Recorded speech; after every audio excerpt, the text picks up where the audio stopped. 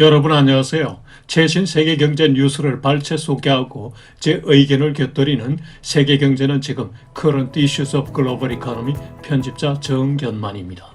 네, 1월 9일 세계경제는 지금 시작하겠습니다. 오늘 토픽 2건, 단신 3건, 그리고 오늘의 명시로 워즈워스의 Splendor in the Grass, 초원의 빛을 감상하시겠습니다.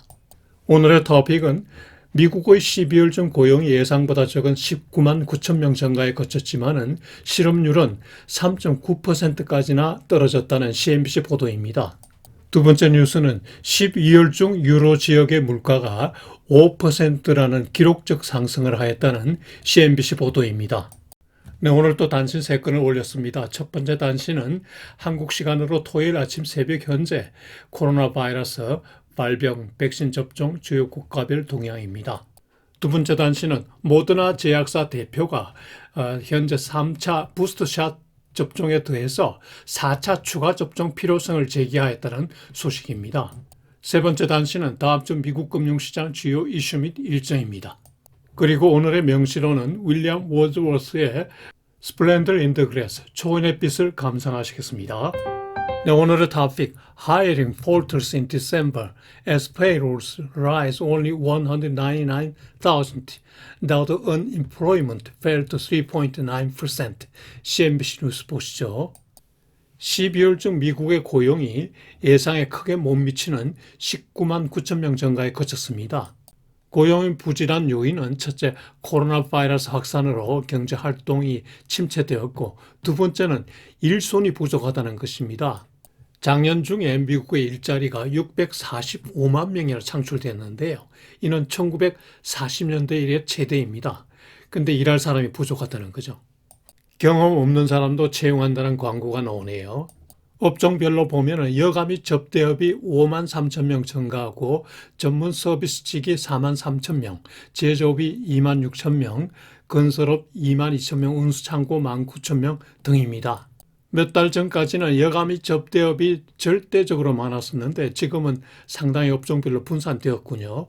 그러나 실업률은 예상보다 더 크게 하락해서 3.9%까지 내려갔습니다. 팬데믹 사태 이래 최저입니다. 한편 취업 포기자와 파트타이머를 포함하는 광의 실업률은 전월 대비 0.4%포인트나 하락한 7.3%로 하락하였습니다. 그런데 흑인들의 실업률은 조금 높아졌고요. 백인 여성 실업률은 아주 많이 내려갔습니다. 시간당 평균 임금도 전년 동기 대비 4.7%나 상승하였습니다. 전월 대비로는 0.6% 상승하였고요. 예상보다 모두 큰 폭으로 상승하였습니다. 물가 상승에 대한 보상 차원이겠죠.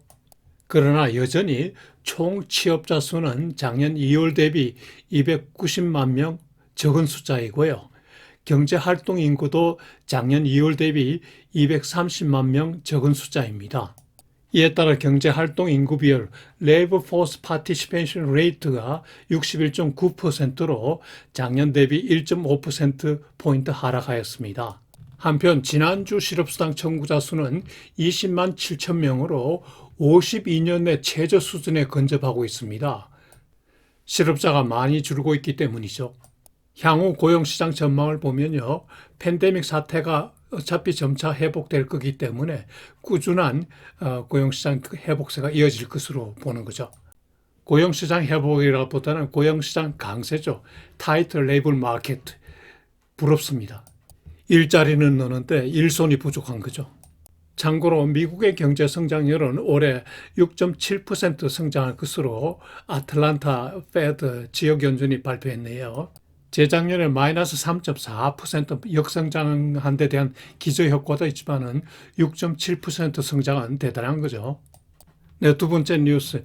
Eurozone inflation hit a new record high of 5% in December. CNBC 뉴스 보시죠.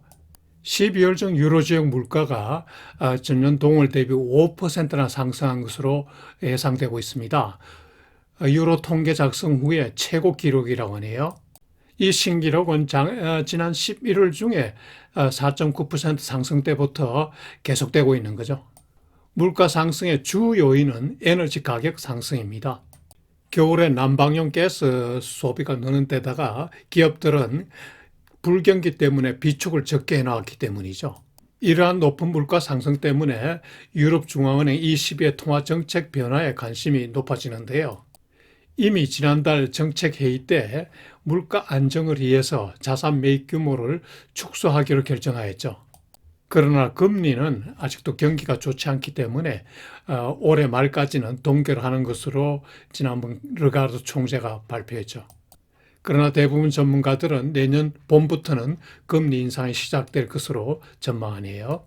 향후 유로 지역 물가는 이제 동절기가 지나면 에너지 가격이 안정될 것이고 그러면 점차 안정될 것으로 보는데요.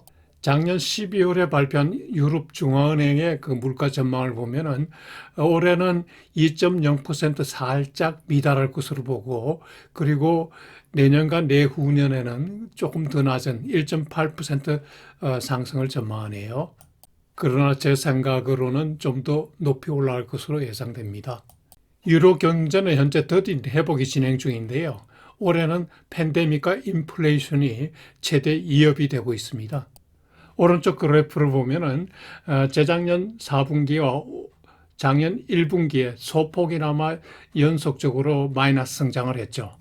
그리고 지난 2분기와 3분기에는 각각 2.2% 정도의 상승 회복을 하고 있습니다. 네, 여기서 참고로 제가 세계 주요국의 그 소비자 물가 동향을 한번 데이터를 뽑아봤습니다. 미국은 지난 11월 중에 6.8%까지 올라갔었죠.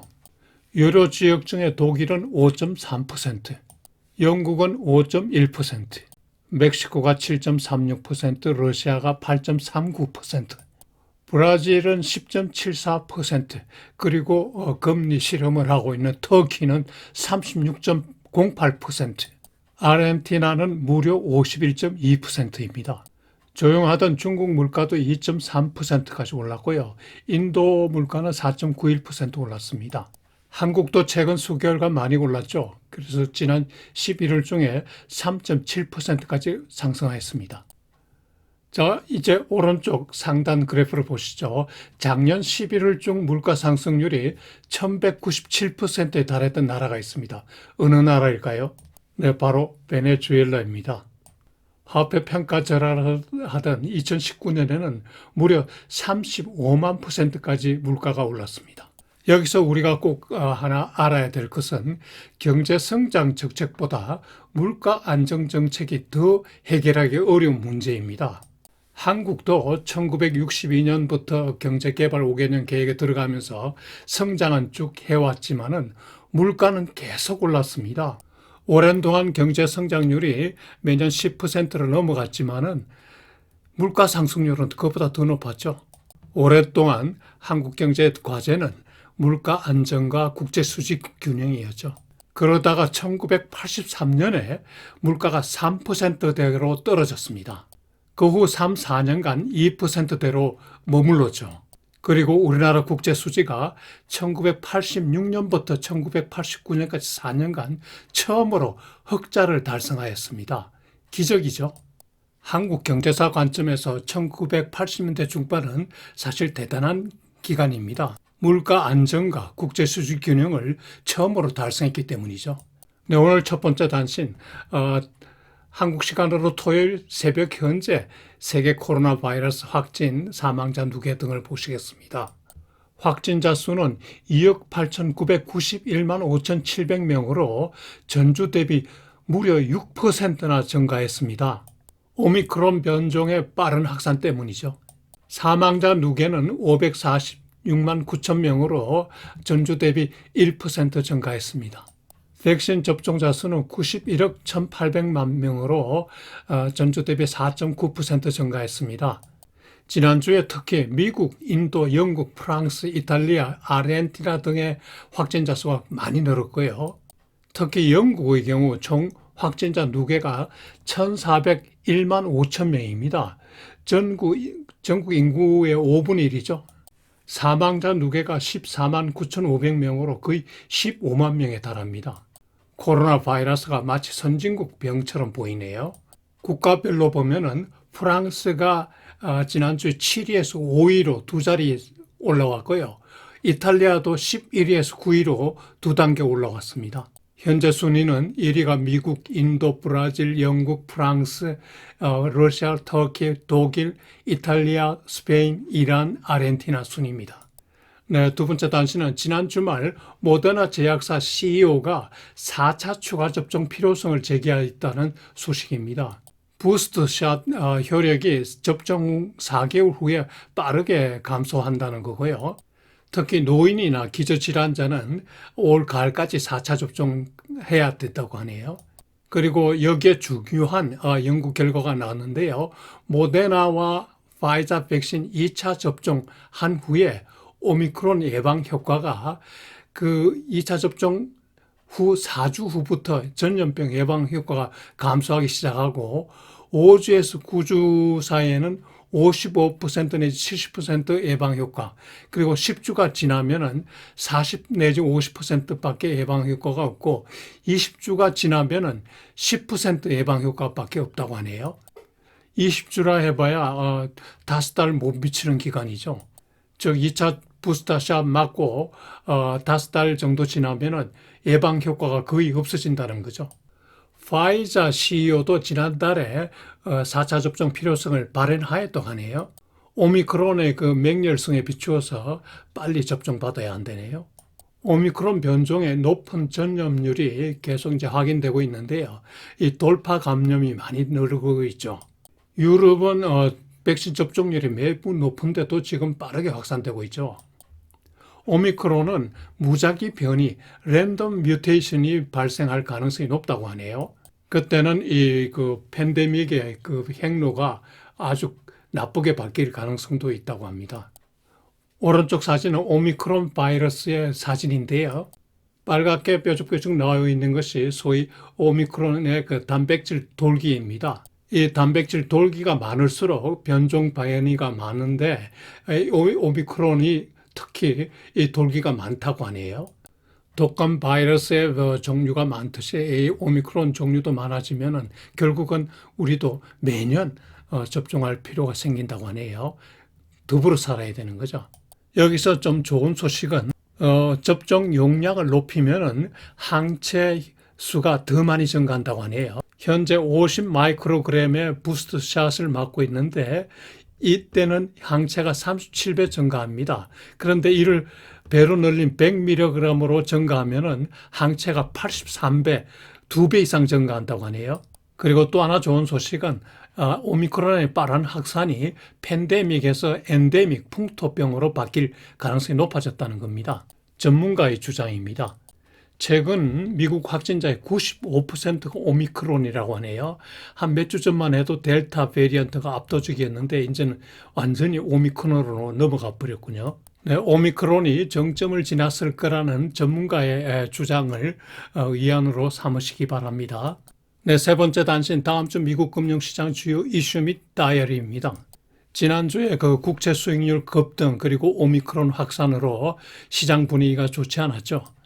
다음 주에도 금리 관련 이슈가 주요하다고 하네요. 지난 주말에 10년물 국채 수익률이 1.766%까지 올랐는데요. 올 연말에는 2.25% 정도를 예상하네요.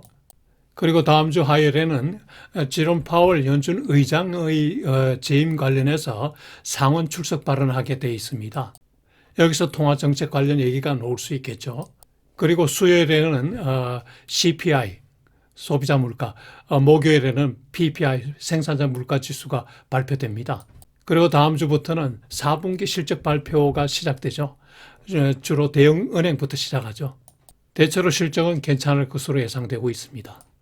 네, 요일별 일정은 표를 참고해 주시기 바랍니다. 네, 여러분 다음 한 주도 즐겁고 보람차게 지내시기 바랍니다. 그리고 첨부한 윌리엄 월드워스의 Splendor in the Grass, 초원의 빛을 꼭 감상해 보시기 바랍니다.